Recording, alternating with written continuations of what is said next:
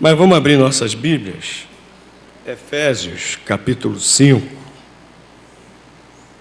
Efésios, capítulo 5, versículos 23 a 32. Aí alguns irmãos vão olhar para esse texto e vão dizer assim: pastor, isso é texto para pregação de casamento. Meus irmãos, esse texto é muito usado para falar sobre relacionamento conjugal. Mas nós, prestando atenção aqui, há muita coisa importante aqui sobre o amor de Cristo por nós.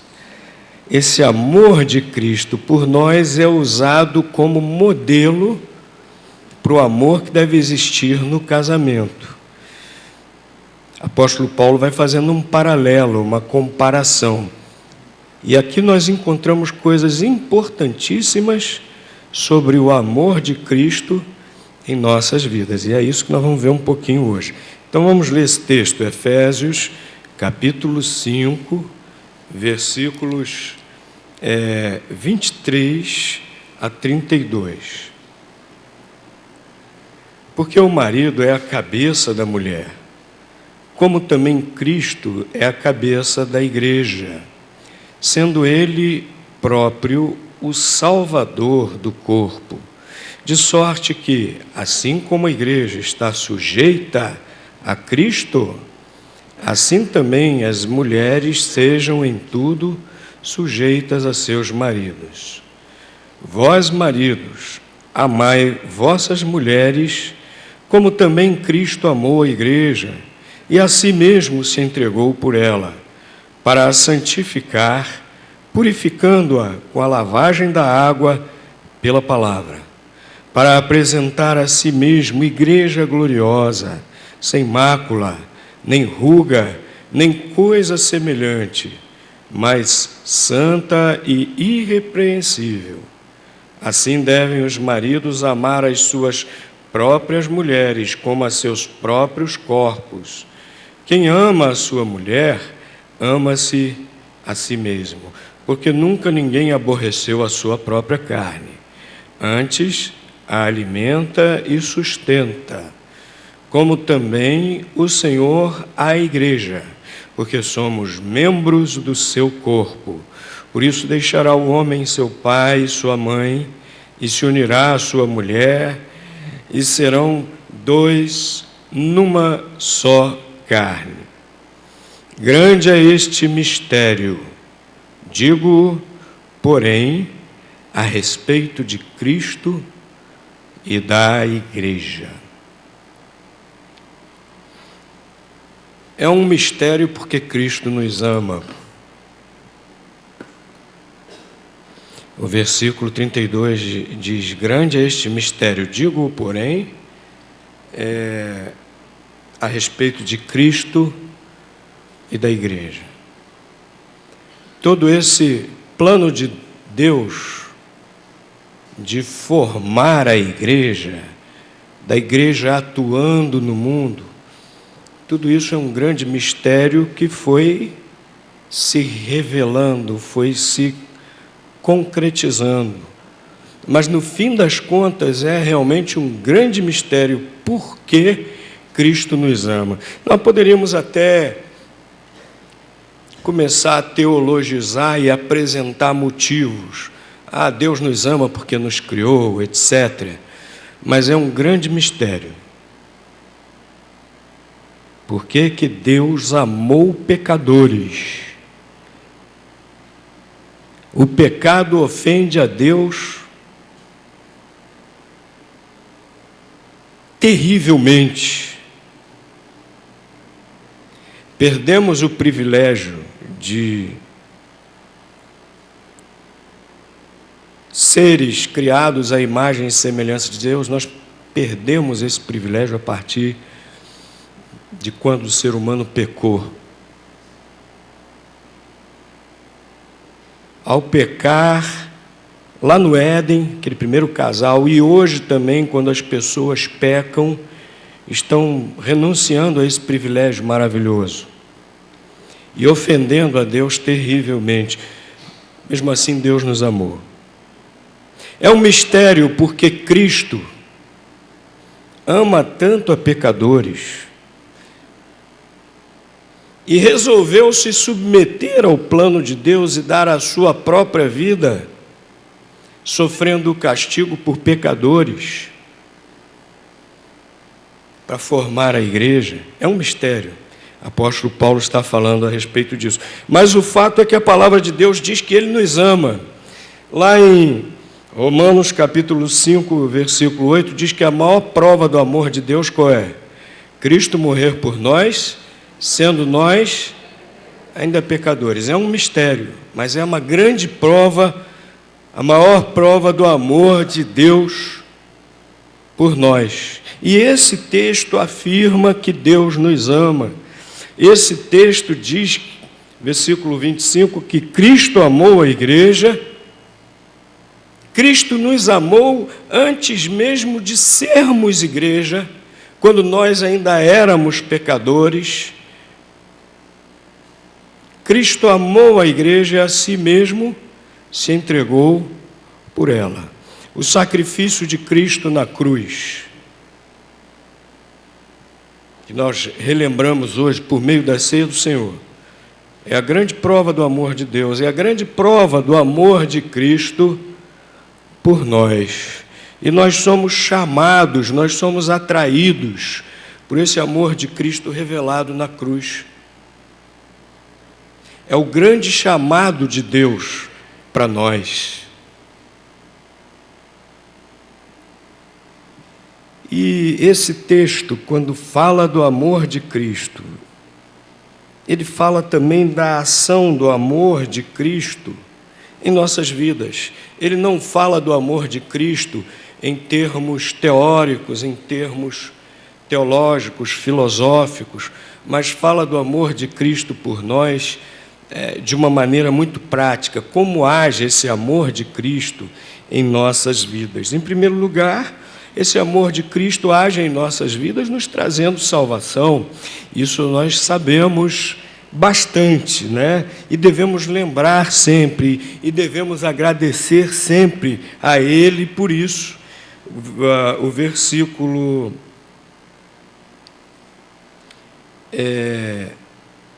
23, final do versículo 23, se refere a Jesus, dizendo que Ele é o próprio Salvador do corpo. Ele é o próprio Salvador da igreja. Ele é o nosso próprio Salvador, porque Ele se entregou na cruz por nós. Deus é perfeitamente justo. O pecado não pode ficar sem castigo. Deus é perfeitamente justo. A ofensa contra a sua glória não pode passar em branco, de maneira alguma.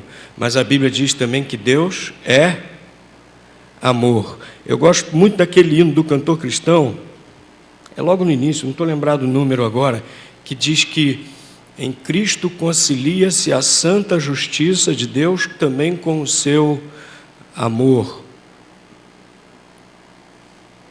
Em Cristo concilia-se a perfeita justiça de Deus com o seu amor. O castigo, o pecado não pode ficar sem castigo, não pode passar em branco. Mas, ao mesmo tempo, Jesus veio e nos substituiu nesse castigo.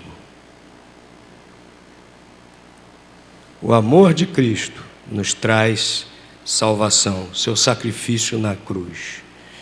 E cada pessoa que entende isso precisa ser atraída por esse amor, precisa dar uma resposta a esse amor de Cristo. Precisa se arrepender humildemente de seus pecados e dizer: Senhor Jesus, entra na minha vida, eu sou um pecador, eu entendi, eu sei que você morreu por minha causa, me perdoa os pecados, faz de mim uma nova criatura, entra no meu coração, me dá a certeza da vida eterna com Deus.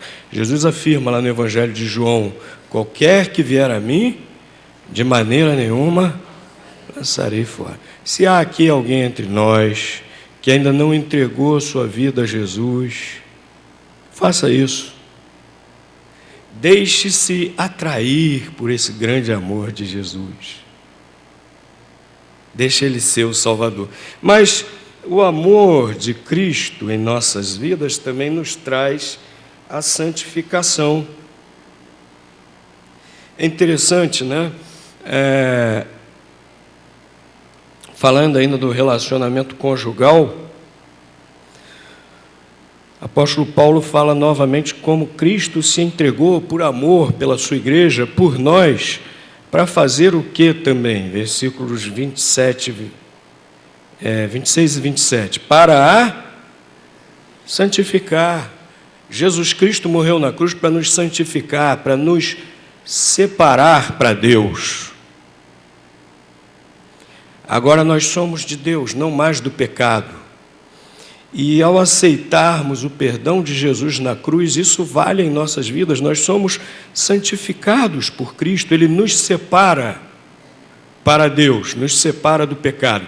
E aí isso vale na nossa vida de uma maneira constante, de uma maneira dinâmica. Nós precisamos viver essa santificação em nossas vidas diariamente. Porque o apóstolo Paulo continua dizendo o seguinte: para a santificar, purificando-a com a lavagem da água pela palavra. O que nos lava diariamente do pecado é a palavra de Deus. O que nos santifica diariamente é esse contato com a palavra de Deus que vai nos dando discernimento do que Deus quer de nós, vai nos confrontando, vai servindo de espelho para nós nos vermos e vermos aqueles pecados que nós precisamos deixar, que nós precisamos abandonar. Vai nos mostrando também diariamente que a graça de Deus é suficiente, não só para nos perdoar, mas a graça de Deus é suficiente também para nos fortalecer, para nós resistirmos ao pecado. Quando nós aceitamos ao Senhor Jesus Cristo como Salvador, Ele nos santifica, Ele nos separa para Deus.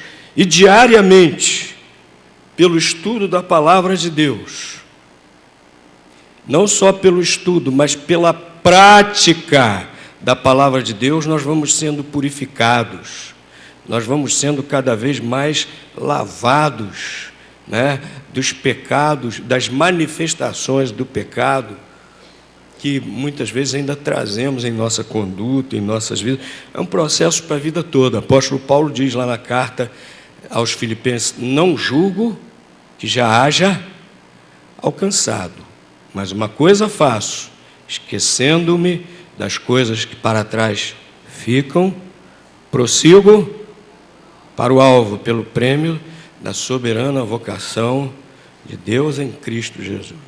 Essa é a nossa vocação, meus irmãos, é a santificação, é nos tornarmos como o Senhor Jesus Cristo. E nós estamos nesse processo. E a palavra de Deus é instrumento do Espírito Santo de Deus para ir dia a dia nos purificando, para ir dia a dia nos santificando nesse sentido de cada vez nos separarmos mais, cada vez nos purificarmos mais do pecado. Por isso que o salmista falou aquele versículo que as crianças aprendem desde a escola bíblica dominical, que está lá no Salmo 119. Escondi a tua palavra onde? No meu coração, para não pecar contra ti, né? Então o amor de Cristo revelado lá na cruz, Ele nos santifica. Está aqui muito claro que o desejo dele é nos apresentar a Ele mesmo, igreja gloriosa, não uma igreja cheia de pecados.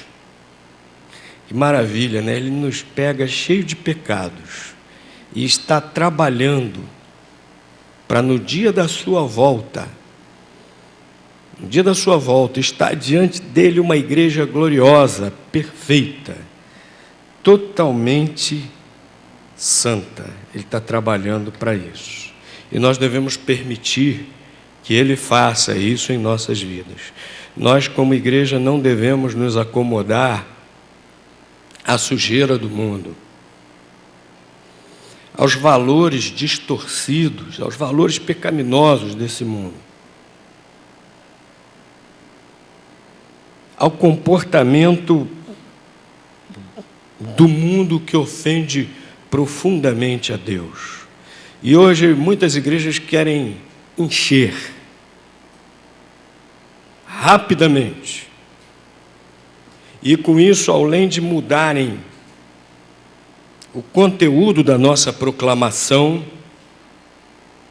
apóstolo Paulo diz: não me envergonho do Evangelho de Cristo. Por quê? Porque é o poder de Deus para a salvação de todo aquele que crê. Esse é o conteúdo da nossa mensagem, o Evangelho de Cristo. O amor de Deus, o amor de Cristo revelado lá na cruz. E a necessidade do pecador se arrepender, crer e se submeter. Mas muitas igrejas estão mudando isso. A sua mensagem, a sua proclamação agora é só autoajuda. Como é que você pode fazer para ter uma vida melhor aqui? Essa história de se arrepender de pecado, isso aí é desconfortável para as pessoas, né?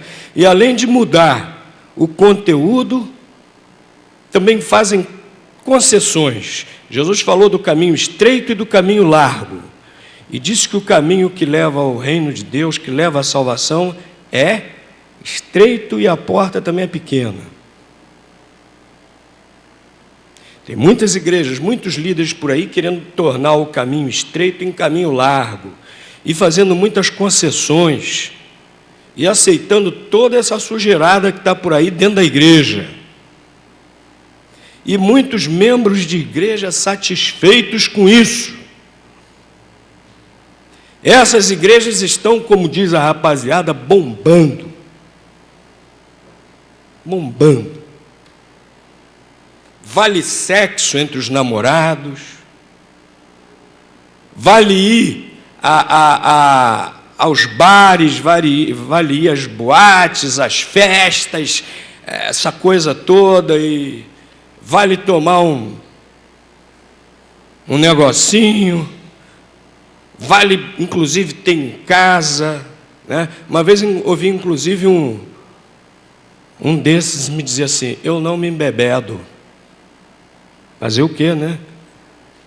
Fazer o quê? Como se o erro fosse somente se embebedar. Vale casar e divorciar 1, 2, 3, 4, 5, quantas vezes quiser, ou nem casar. A Bíblia diz: venerado seja entre vós o matrimônio e o leito sem mácula. Chega aqui na nossa igreja um casal que não é casado, quer se batizar, eu oriento, mostro esse versículo e digo: você aceitou a Cristo? Aceitei. Você quer se batizar? Quero. Então cumpre o que a Bíblia diz aqui, ó: honrado seja entre vós o matrimônio, casa. E aí com muita alegria nós batizamos você. Mas por aí tem igreja aberta, inclusive igreja batista já, não quer nem saber. O cara já pode ter sido casado 2, 3 vezes, já pode estar amancebado já com a 3ª, 4ª vez, e ninguém quer saber de nada, tá bom, tá ótimo. As concessões. E aí a igreja e os seus membros, em vez de buscarem esse ideal de santidade, estão fazendo concessões terríveis. Tudo porque querem igrejas cheias, igrejas bombando.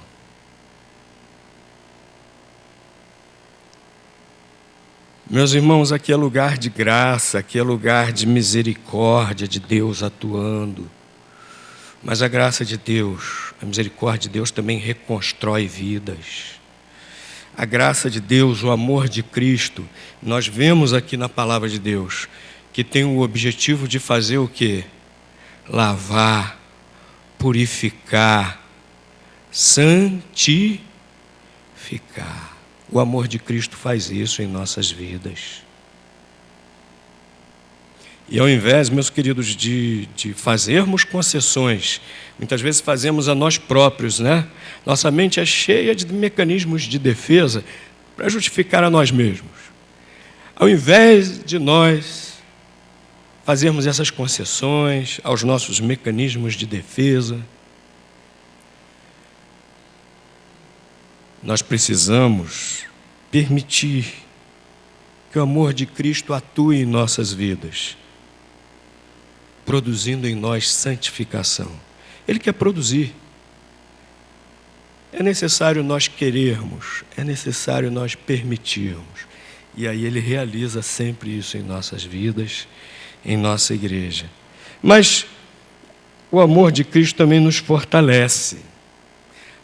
E o que seria de nós se não fosse o amor de Cristo nos fortalecendo? Apóstolo Paulo fala que o marido cuida da esposa como cuida de si mesmo. E nutre e alimenta a esposa. E aí ele diz que Cristo faz assim conosco. Que isso deve estar presente no amor conjugal, porque Cristo faz assim conosco, Cristo faz assim com a sua igreja. Vejam aí no versículo 29.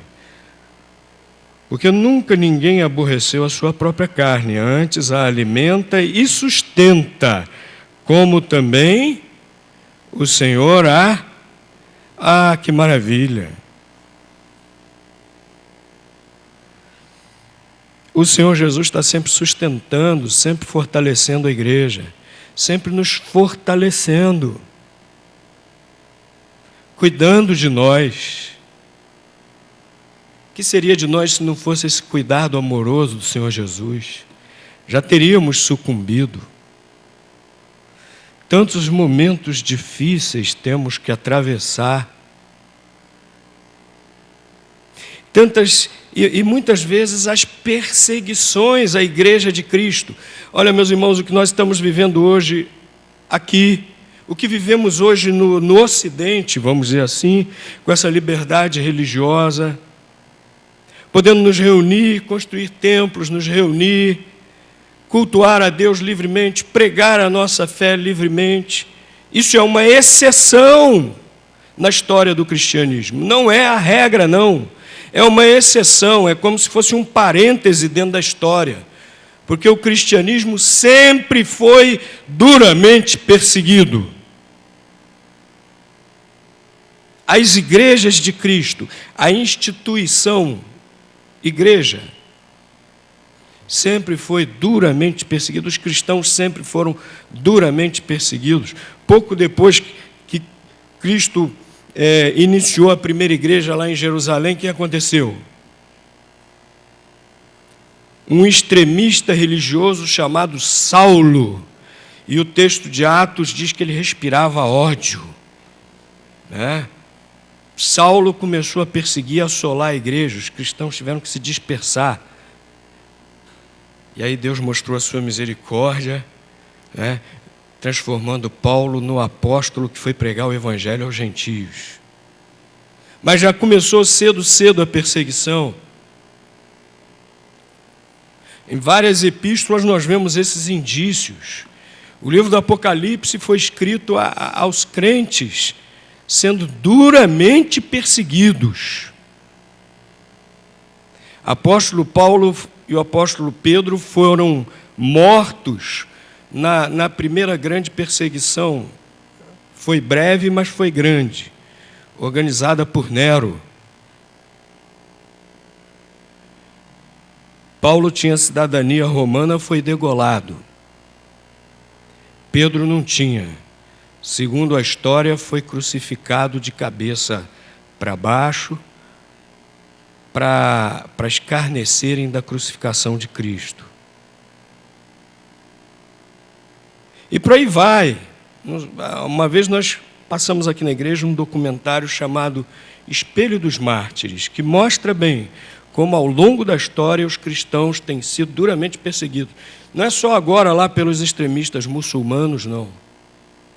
E o que nós estamos vivendo aqui é uma bênção, é um período de exceção, e que não sabemos quando vai terminar. Em vários estados dos Estados Unidos da América, o cristianismo já está sendo perseguido. No ano passado saiu a notícia de eu li em alguma revista, não lembro qual, mas eu li numa revista a notícia de um professor que foi demitido lá num dos estados, foi demitido da escola que trabalhava porque levou uma Bíblia para a escola. Li também de um aluno que foi suspenso porque na hora do almoço orou. Nos Estados Unidos e na Europa, os muçulmanos já têm mais liberdade religiosa que os cristãos. O filme Deus Não Está Morto termina mostrando uma lista enorme de estudantes e de entidades evangélicas que estão sendo processados em diversos estados, lá nos Estados Unidos, em vários estados, simplesmente porque deram algum testemunho de Cristo em ambientes escolares, em campos universitários, e estão sendo processados. Meus irmãos, pode ser que esse período venha a terminar, mas uma coisa é certa: Deus nos alimenta e sustenta. Esse amor de Cristo, Ele cuida de nós, Ele nos fortalece. Seja lá o que nós tenhamos que atravessar na vida, seja lá o tipo de perseguição, seja lá o tipo de arma que Satanás queira usar contra nós, esse amor de Cristo está nos sustentando, está nos fortalecendo, seja lá o que tenhamos que passar. E por último, meus irmãos, eu acho que nesse texto nós ainda encontraríamos outras coisas sobre o amor de Cristo, mas a última coisa que eu gostaria de destacar aqui é que o amor de Cristo em nossas vidas, quando nós aceitamos a Cristo como Salvador, também nos concede muitos privilégios, e nós vemos isso aqui numa afirmação muito curta, está no versículo 30, porque somos membros do seu corpo, Quantos privilégios nós temos, porque Cristo, em seu amor, nos torna membros da igreja, membros do seu corpo. O primeiro deles está aqui no capítulo 2, versículo 19, que se refere à igreja como família de Deus. Diz que nós antes éramos estranhos, antes estávamos distantes de Deus, mas agora somos o quê? Família de Deus. Que maravilha, podemos ter esse relacionamento com Deus como Pai, Criador de todo o universo, todo-poderoso, eterno. E nós podemos nos relacionar com Ele como nosso Pai. Jesus nos ensinou a orar se dirigindo a Deus como? Pai nosso, que estais no céu. E ele orava se dirigindo a Deus chamando de Abba. Abba era um tratamento para o pai mais ou menos como papai, paizinho. Nosso Pai do céu. Somos da família de Deus. Que privilégio maravilhoso, porque somos membros do corpo de Cristo. Outro privilégio maravilhoso que o amor de Cristo nos concede, nos tornando membros da Igreja de Cristo, é que nós temos agora o privilégio de executarmos os propósitos de Deus como membros da igreja. É principalmente por meio da igreja que Cristo executa os seus propósitos no mundo. Abram aí agora, por favor, capítulo 1, versículos 22 e 23.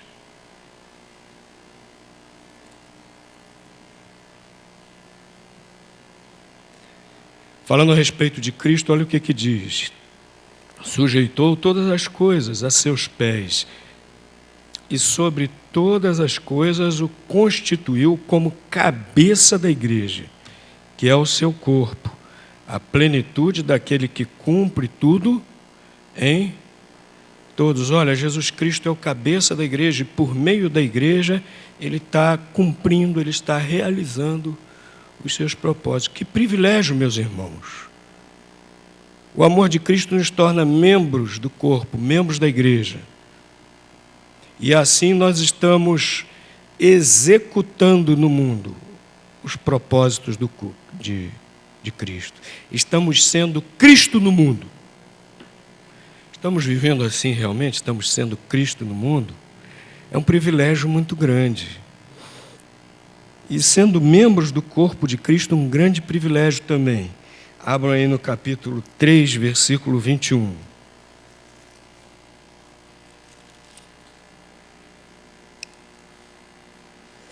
A esse, glória na igreja, por Jesus Cristo, em todas as gerações, para todo sempre. Amém. Sendo Cristo no mundo, a igreja está manifestando o quê? A glória de Deus aqui no mundo. Meus irmãos já pararam para pensar nisso? Que privilégio maravilhoso. Por meio do nosso comportamento, por meio de nossas ações, nossas palavras, as pessoas estão vendo o caráter de Deus, a majestade de Deus, a glória de Deus. Que privilégio maravilhoso. Então, olha, o amor de Cristo nos traz esses privilégios. Ele nos torna membros do corpo de Cristo. Como membros do corpo de Cristo, nós temos todos esses privilégios.